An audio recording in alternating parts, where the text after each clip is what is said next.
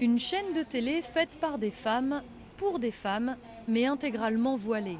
Voici une nouvelle venue dans le paysage médiatique égyptien, portée par l'arrivée des islamistes au pouvoir, Maria TV, du nom d'une des épouses du prophète. Et à ceux qui pensent qu'une présentatrice qu'on ne voit pas ne sert à rien, Iman a la réponse toute trouvée.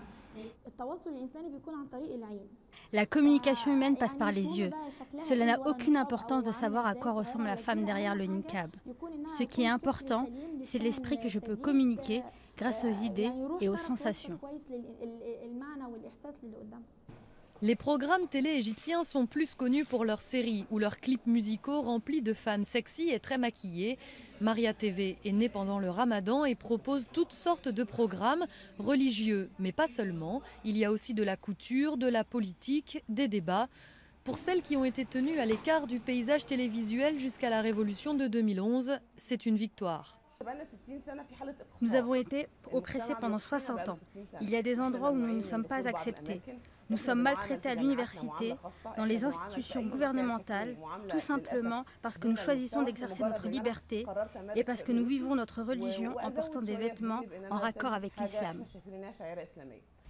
Et si on peut y voir un vrai recul dans le domaine du droit des femmes ou une montée de l'islamisme en Égypte, certains chercheurs soulignent qu'il s'agit aussi d'une liberté durement acquise et que cette liberté fait partie de l'apprentissage démocratique. C'est important pour les gens d'avoir la liberté de créer des chaînes de ce genre. Et on peut dire ce qu'on veut. Les autres ont aussi le droit de créer des chaînes qui disent exactement le contraire.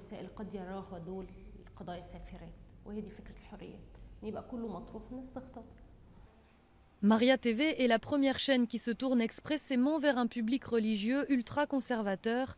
Si l'affaire s'avère rentable, d'autres pourraient bien voir le jour rapidement sur le bouquet satellite égyptien.